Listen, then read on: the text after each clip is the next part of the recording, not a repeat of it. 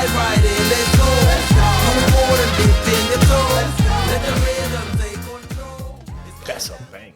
What it do? That's a banger right there. What it do? What it do? It's the Farley podcast. I got my boy, Andre. Thank you. Thank you for having me. Thank you for the beer. We're having some beers, talking shit. So we were going to start off with DUPR, because it's probably the most controversial in our list, I think. I agree. Maybe. I mean, the whole top 5 thing, maybe. I don't know. But of whole DUPR. So what do you think? What do you think about DUPR number 1? Is it bullshit? Is it just hype? Are people just depending on it way too much to be? Because I like one of the things I feel is like, oh, you know, like if I want to play a tournament or something with you, you're like, oh, let me check. It's like, no, you're checking my DUPR, fucker. You know what I'm saying? Yeah. People do actually do that, but yeah, I don't think. To start off, the foundation of DUPR, right? So in any athletic realm, especially when you look at things like tennis, you look at things like golf with the handicap. I think it's necessary to have a platform like DUPR, and I think that just like everything else revolving around the world of pickleball, DUPR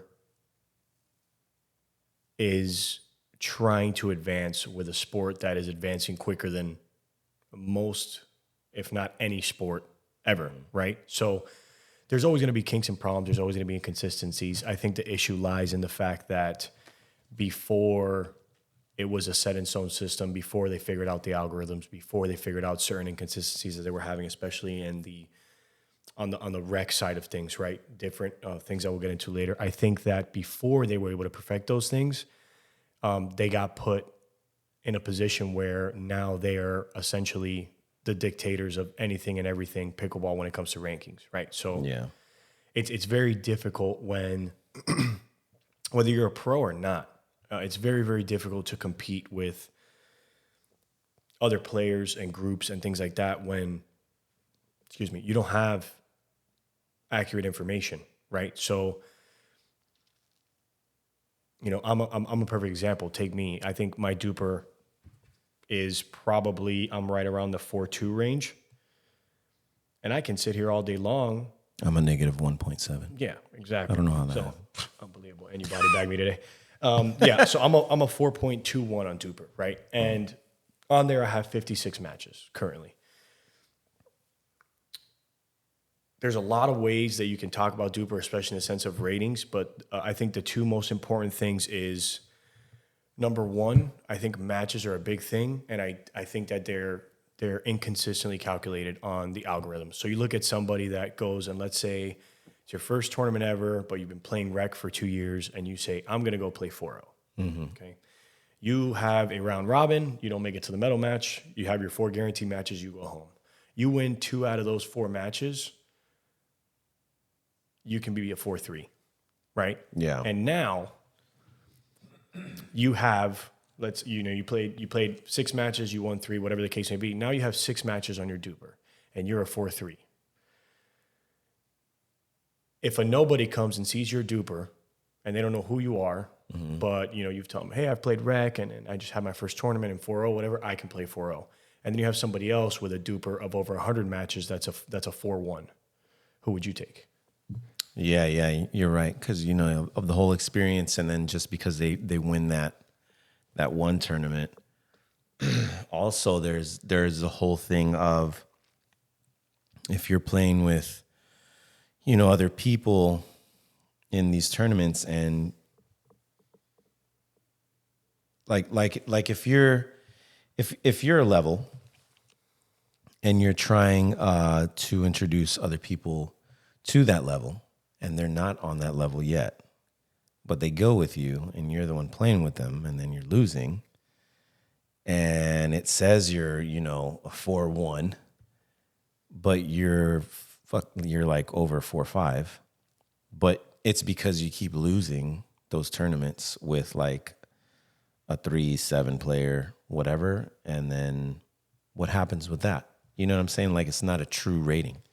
Yeah. There's players that their ratings aren't as high as they are in true rating, and there's people that their ratings are high and they're not there yet. Yeah, I agree. And to that same point, right? It's and that I think is one of the things that, and talking to just people in general, like our groups, that we play with privately and then out in public, and even certain guys that are, that I've talked to that are 5-0s, 5-5s, certain semi-pro guys, senior pro guys,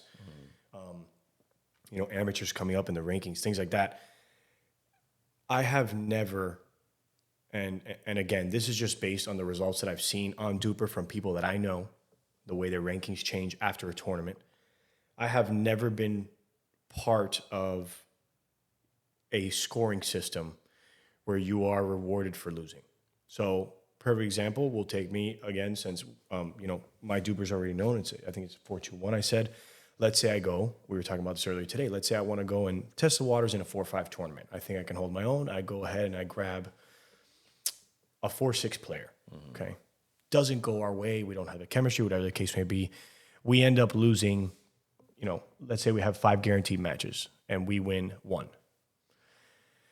In that 1 win, the average opponent DUPR was probably a 4-2. Those guys were just like me, trying to make it to the next level, whatever the case may be. Now, let's say the games that we lost, the average DUPR was a 4-7. These guys are guys that probably could play 5-0 if they wanted to, but they also, it's understandable that they may not be ready, whatever the case may be. I'm going to get rewarded more for my losses than I am for my wins. Yeah. And you can attack it from whatever angle you want. You can say that the competition was better and that's why I lost, whatever the case may be. But the fact of the matter is that as an ex-professional baseball player, if I was not ready to be on the 40-man roster, I just wasn't put on the roster. You weren't put on the roster, yeah. It wasn't, hey, you're going to play with us for 3 months, but don't worry, even if you're not good at all, it's going to be okay. And you got a chance. I was not raised with participation trophies. And it's not a knock, right? And I don't want it to sound like one. It's not our fault, right? It's not the public's fault. It's not players' faults. If you have that ideology, it had to come from somewhere, and that's where we get back to the problem lies in the algorithm. To a certain extent, should it help? Yes.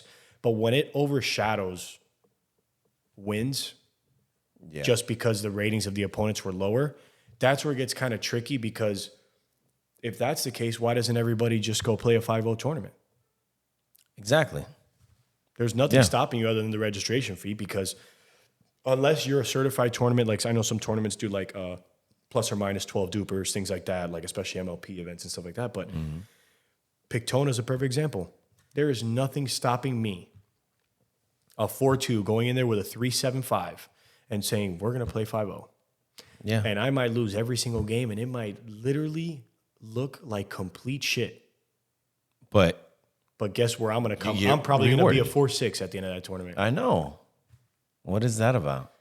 But then you can grind as a 4-5, right? And you say, I'm a 4-5. I'm not ready for 5-0. I want to keep playing 4-5 tournaments. So the problem is now you're playing against 4-2s, 4-3s that want to come up. Their rating goes up, whether they lose or win.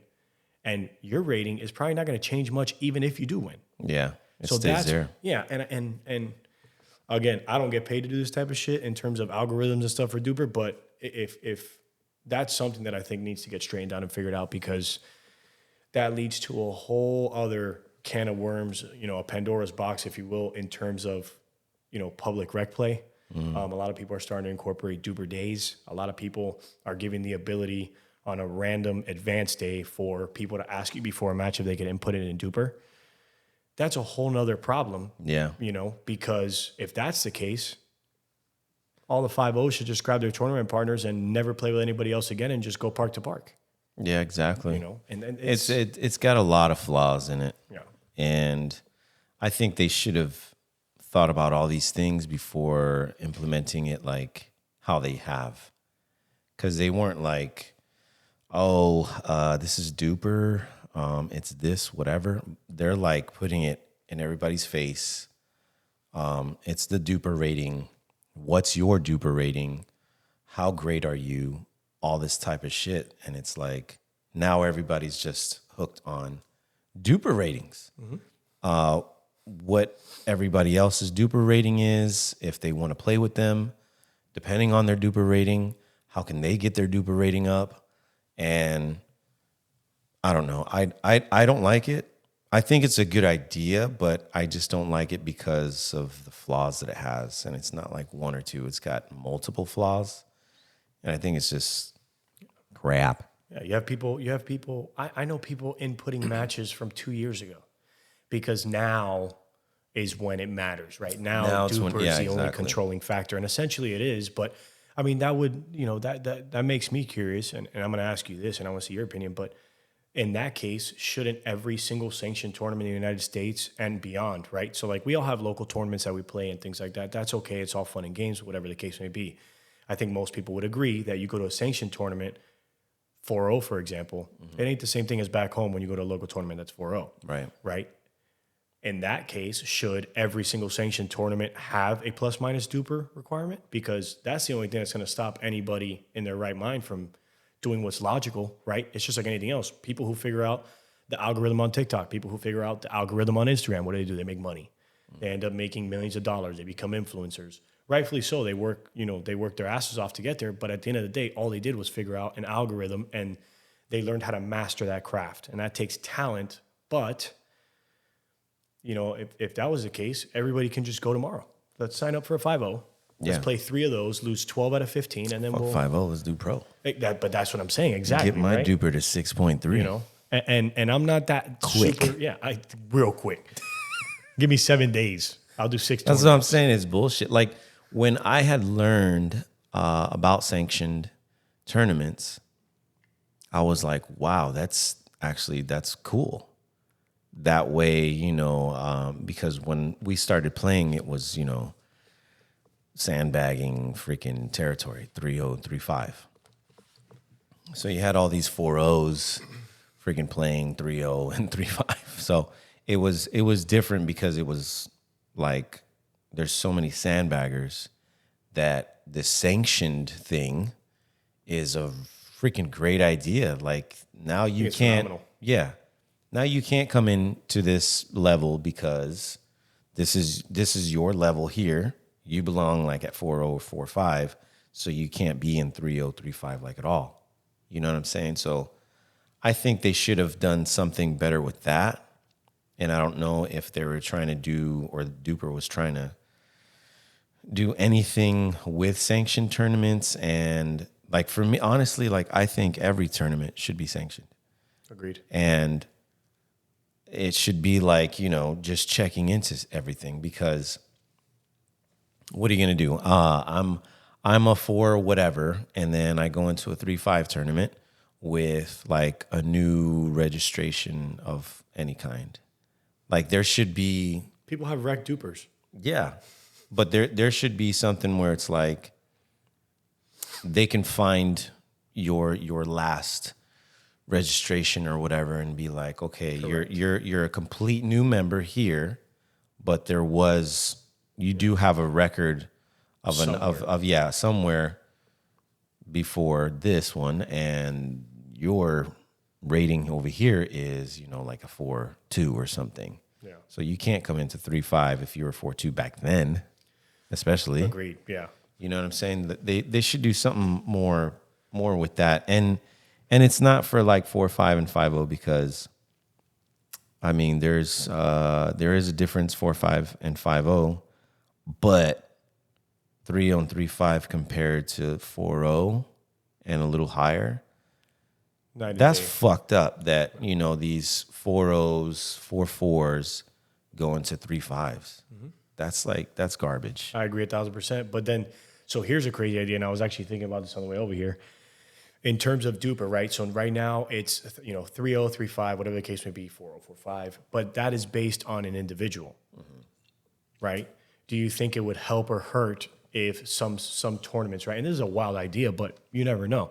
Do you think it would help if some tournaments started doing a plus minus system? So instead of, 4-0, 4-5 or, 3-5, 4-0 for an individual, you do plus or minus 7, plus or minus 7.5, plus or minus 9, right? Well, I mean, I think like, let's say we're gonna do 4-5, Okay.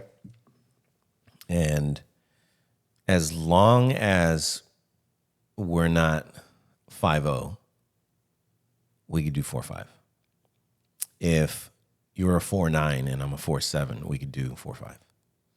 Okay. I think that's fair. Yeah. You know what I'm saying? I mean, the numbers say you're still not there. Yeah. So if I'm going into, I mean, there's plenty of people that do 4-0 tournaments and they're, 4.49999. Like, Yeah. They're right there. they're right there. 100%. And they've won, tournaments here and there, whatever, but they still want to do 4-0. Mm-hmm. Like, yeah, technically you can still do 4-0, but like, should you? No, like move on. You know what I'm saying? But I mean, you're technically in that number, so you should be allowed to play in that. Yeah, I mean, I agree, but what takes over my mind is the athletic side of me, right? The athlete part, with the history that I have playing sports. It is very, very different. And you've known me since I've been playing pickleball probably 2 months in, right? Mm-hmm. And I'm just about to hit like about a year and change, a year and 4 or 5 months. And I have never been and will never be the type of person. And I very much dislike when people aren't willing to. What's the difference between you winning a tournament when you've won that same bracket 4 times and going up to 4-5? Maybe you learn a thing or two and you might be a 4-5 in a 4-5 tournament quicker than you even thought. Yeah. I have only gotten as good as I have gotten, and I still have a long way to go. But the only reason I'm where I'm at now is because the one thing I promised myself is that no matter what, a kick in the ass every once in a while helps you learn a thing or two. And that's in anything. But in sports specifically, I always wanted to play the best guy. If I'm playing you and somebody else and you're the better player, I'm going to hit it to you. Same. Period. I'm always like that. You I give want to me- see what I can learn from You give me what that you better got. player. Yeah, you give me what you got. Because if you give me what you got and you win, 2 things are going to happen. 1, I'm going to go home and think about why I didn't win. And 2, you're going to also go home and you're going to think about the good parts of your game and you're going to try and strengthen them and find other ways to beat me because you know I'm coming.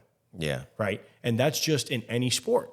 But if you continuously avoid that, and I'm going to go and I'm going to hit it to your partner, and we're going to win the game, 90% of the time. and then I'm going to, and I'm going to say, hey, I won this game. Okay, fine. But you didn't. Technically. Yeah, exactly. You didn't. didn't. You know what I mean? You really didn't. You instead of showing your strength, hitting it to the weaker player instead of the stronger player. In tournaments, that's how it's played. Agreed. But in rec play, for me, you should be hitting to the stronger player. You should be learning how to get better. When you hit to the weaker player, you hit the shot and it doesn't come back. You hit it to the stronger player and it comes back. What are you going to do? Exactly. So you should learn from that. You should be ready so that when you go into a tournament and that weaker player that you're, saying, oh, that's the weaker player, let's target that weaker player, and they're the ones that are hitting your freaking ball back, then what the hell are you going to do? Yeah. I was... You going to get mad, pout, and freaking whatever? I practiced every day of my life in baseball. When I started to play professionally, I couldn't just go up there and practice and say, hey, I want to face these 3 guys. I don't want to face anybody else for practice. Yeah. Why? Oh, because, I don't want to overexert myself because I want to save my energy for when the competition comes. Okay, well, but when that competition comes, they're going to make me look sorry. Yeah. And I'm going to go in there with a mentality that I'm ready. And you're not. You're just not, right? And this is something that I've worked towards in terms of mentality-wise, because I'm not saying that it's super easy to go out there and be able to get your ass kicked every once in a while, because you have to maintain that stability in terms of, hey, this is the process and I'm learning. Some people just go, oh, man, I'm fucking garbage. I can't beat anybody. No, that's not necessarily the case. You might be playing people that are above your ranking, and now you go and you play where you're at, and it's easy money because people are showing you different games that other people that you will play against in a sanctioned tournament haven't even gotten there yet because they're playing with a bunch of 4-0s and you're there playing a bunch of 4-5s. You're there training and drilling with guys that are much better than you, and you see the game in a different way. And at the end of the day, the higher level you get, that's the only difference is discipline and your ability to dictate every move and every shot of that game. Yeah. I think, there's so many different players and people. I think that people that don't want to go into a tournament, because, let's say they won 4-0 a few times and they don't want to go to the 4-5 because they just want the medals. That's all they give a shit about. Okay. They don't care about getting better. And then you have people where they're kind of scared of going into 4-5, getting their ass kicked, and they don't want that. They want to win. Obviously, everybody wants to win. 100%. But they're scared to get their ass kicked so that they can learn. Correct. Some people just don't want to do that. Why? I don't know. I'm not that kind of person. I want my ass kicked over and over again so that I could get better, so that I can up my game. Like I'm always like it's far from it, I think, but I want to be fucking, 6.5. Yeah. You know what I mean? I'm setting that bar there. It's probably high as shit. Like I probably won't reach it. If I don't reach it, I don't reach it or whatever. But I'm not gonna be like, well, I'm a 3, and that's where I am. So I'm gonna win 100 4-0 tournaments and never go into 4-5 tournaments. Like I don't know why you would want to do that. At that point, I think your best bet, if you are that type of person, right? I think your best bet, and this is not a knock on anybody, this is what I think just should be done. And I also think that this decision would make things like tournaments and things that dictate essentially whether you become a pro, right? Because at the end of the day, it's the only platform that people, in the PPA, APP, MLP, this is where they grab people from, right? I think that if you're that person and you want to do that, I think your best bet is two things. One, play local tournaments, stay local, do non-sanctioned tournaments, which I think in the future it would help that the only non-sanctioned tournaments are probably in like cities and they're things put on by local places, indoor facilities, things like that. And two, I just think that, maybe you should consider just playing rec. Have you can do your own little DUPR days, rec, whatever you want to do. Yeah. But I think that right now there's very little distinction between the people that want to win, but want to win for a different reason, and the people that just want to win to win, right? There's no, and I'm going to use baseball as a reference because that's what I'm most knowledgeable in. In baseball, there's a distinction, right? You can play Little League, you can play T-ball, you can play AAU, you can play USSSA. Once you get to high school, that distinction is made, right? For the first step of that distinction is you're either going to make JV, junior varsity, you're going to make varsity. After that, you're going to distinct yourself between tens of thousands, hundreds of thousands of high school players. But after high school, that's where that distinction is made. Either you're going to continue or you're not. You're going to play in college, you're going to go play pro ball, or you're going to use your ability to be good at a sport to further your career in something else. So when you take it from that, those distinctions don't exist in pickleball. You can have, in the same exact tournament, you can have Tyson McGuffin and Ben Johns on center court, and just down the road, you can have Susie and Sally that play just rec with their friends in their community, and they wanted to try out a tournament. There is absolutely nothing wrong with that. Right. But there's no distinction between the different types of group that play in tournaments is kind of what I'm trying to get at, right? Yeah. And I think it's a great thing. I think that's why pickleball is what it is today. But I do think that in terms of competitiveness, it's a lot easier said than done, but distinctions are going to have to be made in the future because we're getting to a point now, and pickleball has only been really like hype for, I'd say what, like a couple years, maybe 2 to 3 years. Yeah. What do you think's going to happen in 10?